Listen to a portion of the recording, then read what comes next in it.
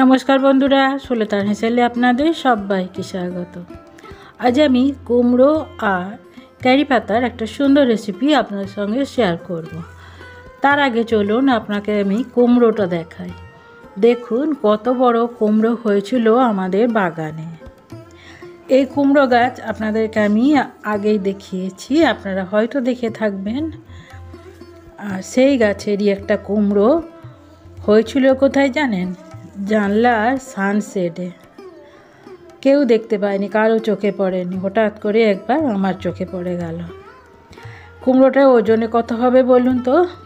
কুমড়োটা 15 কিলো ওজন। সেই কুমড়োর এখন কাটা চলছে। কাস্তে, বটি, দুটা হাত দুটা পা দিয়ে দেখুন আমাদের কুমড়ো কাটার বহরটা।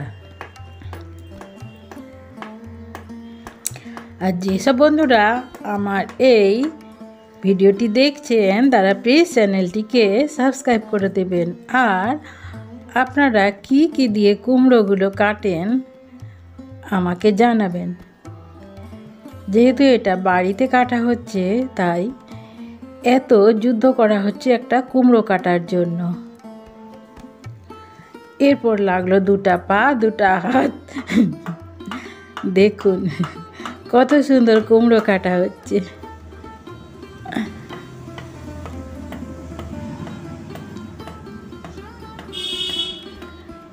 তাহলে আমাদের এখন কুমড়ো কাটা চলছে।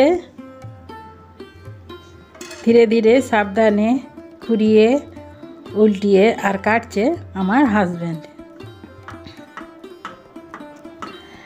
এত বড় কুমড়ো গাছের মধ্যে হয়েছে যে আমরা অবাক হয়ে গেছি। দুটো হয়েছিল কুমড়ো, একটা ছোট আর একটা এই বড়। যাই হোক, অবশেষে কুমড়োটা কাটা হয়েছে। আর দেখুন কুমড়োটা কতটা হলুদ। এই টকটকে হলুদ কুমড়োই কিন্তু টেস্টি হয়, এগুলোই খেতে হয়। বাজারে যখন কুমড়ো কিনবেন তখন একটু হলুদ দেখে কিনবেন, তাহলেই মিষ্টি হবে। আর যদি একটু সাদা সাদা হয় সেগুলো কিন্তু মিষ্টি হয় না।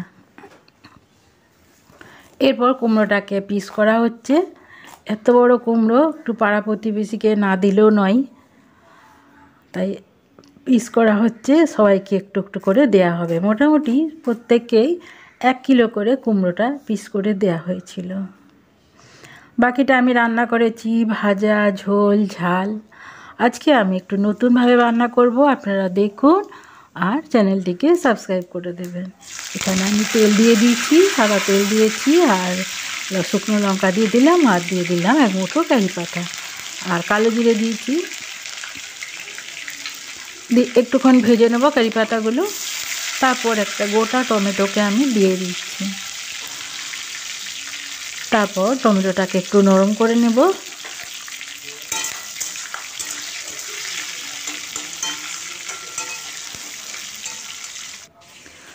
আর এই যে দেখুন কুমড়োটা কিন্তু আমি একটু খোসা রেখে দিয়েছি আর একটু বড় বড় করে কেটে নিয়েছি। আর এখানে দুটো বড় সাইজের আলুকে আমি কুচি করে নিয়েছি। দিয়ে প্রথমে আমি আলুটাকে ভেজে নিচ্ছি। আর এখানে আমি কিছু শুকনো মশলা নিয়েছি, যেমন লঙ্কার গুঁড়ো, হলুদ গুঁড়ো আর জিরের গুঁড়ো। আমি কিন্তু কুমড়োতে ধনের গুঁড়ো ব্যবহার করি না, আপনারা চাইলে দিতে পারেন। এরপর আমি শুকনো মশলাটাকে দিয়ে দিয়েছি, দিয়ে আমি আবারও কিছুক্ষণ কষিয়ে নেব। এসব বন্ধুরা আমার এই ভিডিওটি দেখছেন প্লিজ চ্যানেলটিকে সাবস্ক্রাইব করে দেবেন। এরপর একটু একটু করে কুমড়ো দিয়ে আমি মশলার সাথে মিশাতে থাকবো। আর এই কুমড়োটা একদম টকটকে হলুদ আর খুব মিষ্টি। এর মধ্যে কোনো মিষ্টি দিতে হয়নি, একটু ঝাল ঝাল টকটক মিষ্টি মিষ্টি এমনি হয়েছিল খেতে। আর আমি একটু রস রস রেখেছিলাম যাতে রুটি দিয়ে বা লুচি দিয়ে খাওয়া যায়। আর আমি মাঝে আরও 2-3 বার নেড়ে কুমড়োটাকে রান্না করে নিয়েছি। একদম সুন্দর সেদ্ধ হয়ে গেছে। এরপর যদি ভাতের সঙ্গে খাওয়া যায় তাহলে একটু শুকনো করে নিতে হবে। আর যদি রুটি দিয়ে খাওয়া হয় বা লুচি দিয়ে খাওয়া হয় তাহলে একটু রস রস থাকলেই ভালো হয়। আজ তাহলে এই পর্যন্ত। কুমড়ো রান্না আমার রেডি।